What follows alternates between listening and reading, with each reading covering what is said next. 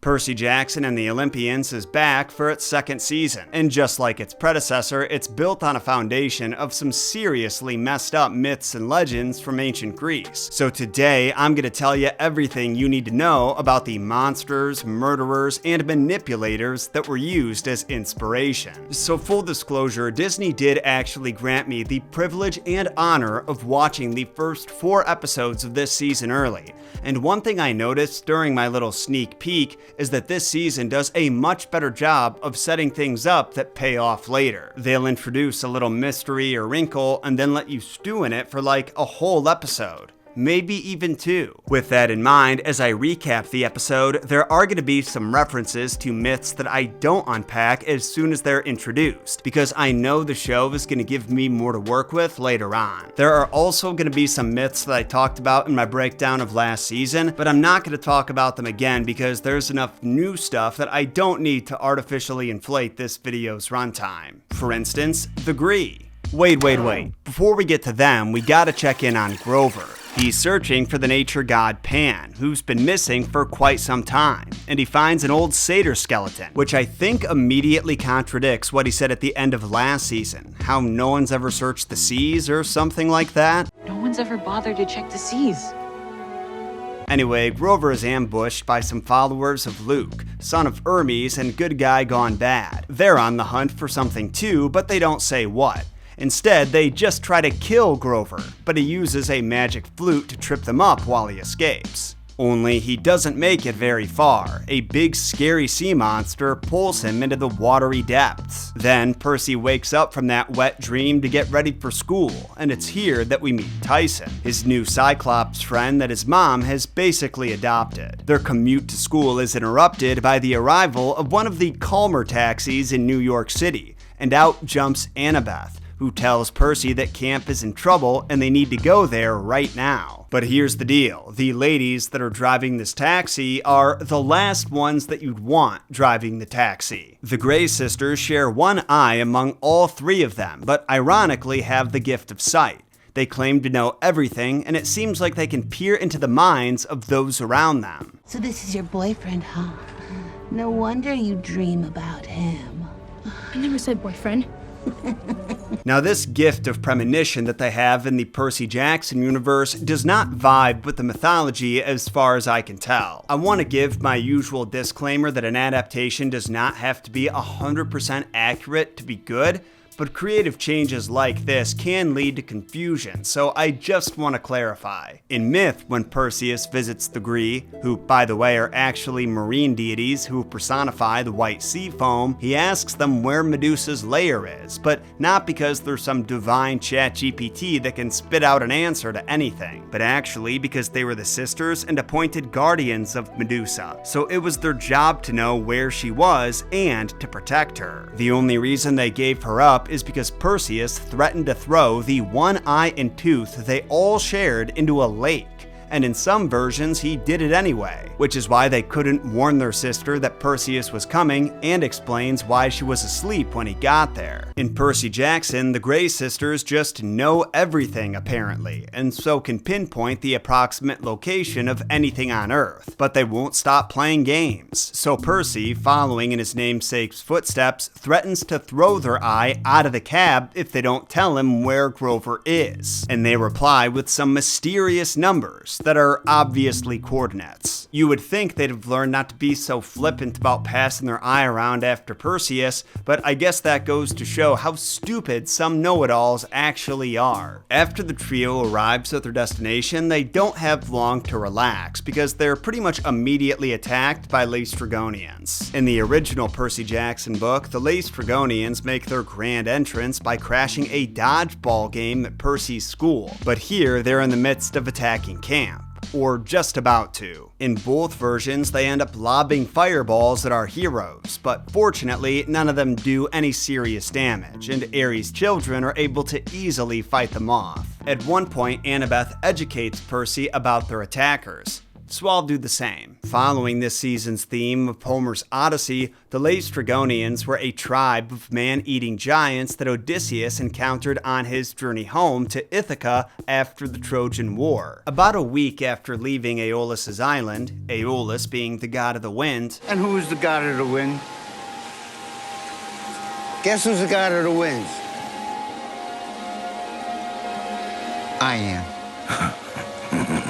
Odysseus and crew landed their ships on Laestrygonian land, which Pliny the Elder called Sicily, Italy. Their intention was to restock on food and water, but when he sent out 3 of his crew to scope out the foreign land and see who populated it, one of them was captured and eaten by Antiphates, the Laestrygonian king. So wise old Odie decided that it'd be best to cut their stay there short. As the surviving men fled Antiphates' castle, he summoned the Laestrygonians with a battle cry, and in what I'm sure was a terrifying scene, they climbed to the tops of some nearby cliffs and used long blades to impale men out of the water and threw massive boulders down onto the ships, crushing and sinking all of them except for Odysseus's. As horrifying as that would be, though, I find it kind of funny that they're the grandchildren of Poseidon, because that would make them Percy's nephews. Based on what we saw during the attack, though, the Laestrygonians are not sentimental beings. Now, before the man-eating giants were all turned to dust, something pretty interesting happened during their attack. As they were tossing fireballs at our heroes, and a creative twist on them throwing boulders at Odysseus, one almost lands flush on Percy. Thankfully, Tyson gets in the way and absorbs the full impact, but since he's a Cyclops, he's barely got a scratch. Once again, this is inspired by myth, but we can only attribute this quality to a select few Cyclopes. If that. See, while the most famous Cyclopes in mythology is, without a doubt, Polyphemus, there was no mention of him being a skilled craftsman or resistant to fire damage. I mean, his front door was a rock, so I think that tells you everything you need to know about his crafting abilities. The Cyclopes that Tyson was clearly based on are actually the sons of Uranus and Cronus' brothers, but they spent the majority of their early life imprisoned in Tartarus at their father's behest, until Zeus came along and freed them. Immediately upon their release, they got to work on making the legendary weapons that we discussed last season: Zeus's thunderbolts, Hades' helm of invisibility, and Poseidon's trident. And since they spent so much of their time working around blazing hot temperatures in the forge, it's safe to assume they were somewhat tolerant to those extreme conditions. But this is never explicitly stated anywhere as far as I could tell. These Cyclopes wouldn't live to see the Iron Age, though, as Argus would go on to be beheaded by Hermes while he was guarding Princess Io, and Steropes and Brontes were taken out by Apollo after Zeus killed his son Asclepius with one of the thunderbolts they made. Obviously, the Cyclopes had no influence on Asclepius' death, but Apollo was angry and couldn't take his rage out on Zeus. So, in typical god fashion, he raged at someone lower in the hierarchy. There were a few more Cyclopean craftsmen who would later be credited with building the Cyclopean walls of Tiryns and Mycenae, which I was actually lucky enough to see in person on our messed up field trip to Greece last year. I should probably also mention at this point that we do still have some open seats for our next field trip to Greece at the end of May 2026. So if you got an end of the year bonus or some holiday cash burning a hole in your pocket,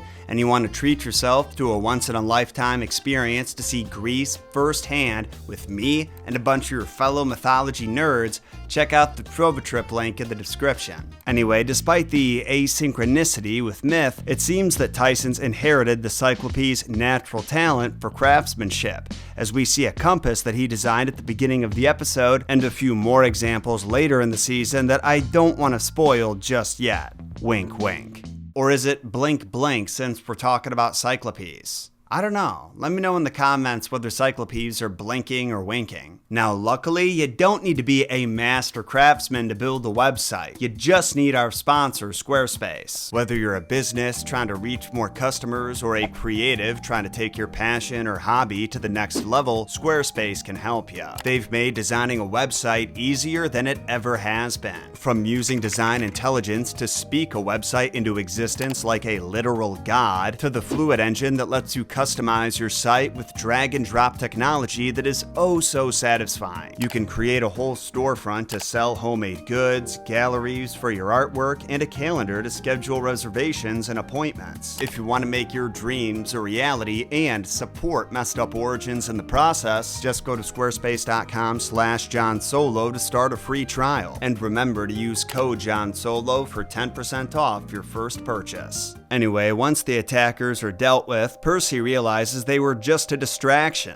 The real threat was Luke, who seized this opportunity to infect the source of the defensive border around camp, Thalia's tree, with python venom. Soon after, Percy is approached by King Tantalus of Anatolia. King Tantalus, one of the more infamous kings from Greek myth, who's taken over Chiron's spot as camp director since Chiron is a son of Kronos and apparently can't be trusted. I've got to tell you, Greek mythology is full of egotistical, short-sighted kings who try to deceive the gods in one way or another, but Tantalus's plan was one of the most moronic. In the most well-known versions, this man was a son of Zeus and Pluto. Not Pluto as in Hades, but a daughter of Hermes, and he wanted to test how all-knowing the gods really were. So he invited the Olympians to feast at his palace, then had his son Pelops killed, cooked, and served to the Olympians under the guise of a delicious meal. He also stole some ambrosia. The story goes that the Olympians picked up on Tantalus's deception right away and were disgusted when they saw what they were served. Well, everybody but Demeter picked up on it. She was so distracted thinking about her daughter's abduction that she absent-mindedly took a bite out of what turned out to be Pelops' shoulder. Tantalus, having the audacity to try deceiving the gods, combined with the horrific nature of his crime, led to Zeus casting him into Tartarus. There wasn't going to be any nepotism today. Clearly. Poor Pelops. Since this idiot king dared toy with the gods' food, the king of the gods cursed him to never eat again. For the rest of time, he would be stuck standing in a pool of water that would move out of his way whenever he tried to drink it. Above him was a fruit tree with branches that receded just out of Tantalus's reach. Being on the precipice of food and water while starving and being completely dehydrated is one of the worst kinds of torture I can imagine. But I also can't imagine anyone who deserves it more than a filicidal egomaniac. And while the show doesn't explain what Tantalus did to earn this punishment, he suffered a similar fate. You're the guy who can't touch food no matter how hungry he gets. Yes, thank you for recalling my curse. I had momentarily forgotten. So once that awkward introduction is over, Tantalus orders Ares' kids to kill Tyson because he's an ugly Cyclops. But before the death blow is dealt, a trident appears over his head. Poseidon, the god of the sea and storms, has claimed him as his son, meaning that he's Percy's half-brother. But how is this possible? Does that mean Poseidon hooked up with a lady Cyclops? Not exactly. Poseidon was just prone to having monstrous children, both in the literal sense and moral sense. That was the case for other gods too, but it does seem like a disproportionate amount of villains did spring from Poseidon's loins. There was Polyphemus, obviously, we'll talk more about him in a future episode. There were the demons of Rhodes, 6 marine deities who haunted the sea caves below the island. We can't forget about Procrustes, who would offer weary travelers hospitality before killing them. Charybdis, another sea monster that we'll be talking about in a few weeks. The Aloidai were giants who abducted Ares and kept him imprisoned in a bronze jar for 13 months. And then there's King Antaeus, maybe the most monstrous of all. Like his half-brother Procrustes, he was a murderer who targeted weary travelers. Only after killing them, he would cut out their skulls, give them a good polish, and then adorn them on the roof of his temple to his father, until Heracles came along and hugged him to death. So yeah, Tyson being a son of Poseidon makes perfect sense. Besides the fact that he's a real nice dude. I think that quality was actually the most rare among Poseidon's children. Well, as you can imagine, Percy isn't thrilled to find out that Tyson is his half-brother. He ain't mad about it though. I'd say he's conflicted. So he asks Tyson, if you never met your parents, How did you know that your dad was a god in the first place, as opposed to another Cyclops, I guess? And Tyson tells him there was a Sphinx on 77th Street that said his mom was a freshwater nymph known as a naiad, and his dad was a god. Now, when he said Sphinx and gave a very specific street, I figured he was referring to a landmark in New York City, but I guess I was wrong because I did a lot of Googling to try to find it. Went so far as to go on Street View and search through all of 77th, but I couldn't find anything. It's very clear this is meant to parallel Oedipus's encounter with the Sphinx. Granted, the Sphinx wasn't the one who told him that he was gonna kill his dad and bang his mom. That was the Oracle of Delphi, but the Sphinx did give him a riddle that, once solved, entitled Oedipus to his father's kingdom, which then led to him banging his mom. Thankfully, Tyson's fate is very different than Oedipus's. Now that night, Percy has another dream about Grover, but this one's different. It's a dry one. There's no water to be found. Also, Grover is like astrally projecting into his dream and he into Grover's. Apparently, there's some kind of empathy link between demigods and satyrs that I'm fairly certain was never a thing in Greek myth, but that's fine. It just seems awfully convenient. And I guess this season wanted to borrow just a little of last season's gimmick where they solve all the interesting mysteries before you have time to wonder about them. Grover says that he's trapped on Polyphemus's island and that the Cyclops uses the golden fleece as bait to lure satyrs there for him to eat since it gives off the same scent as Pan. Then he blurts out some numbers, the very same numbers that the Graeae shared with Percy. 30, 31, 75, 12. It turns out that Polyphemus's island is hidden in the Sea of Monsters, in what mere mortals have dubbed the Bermuda Triangle. So Percy, equipped with this new information, seeks out Annabeth and tells her that he knows how to save camp. But if you want to find out how, you're gonna have to tune in next episode. Until next time, my name is Jon Solo, and remember, Jon shot first.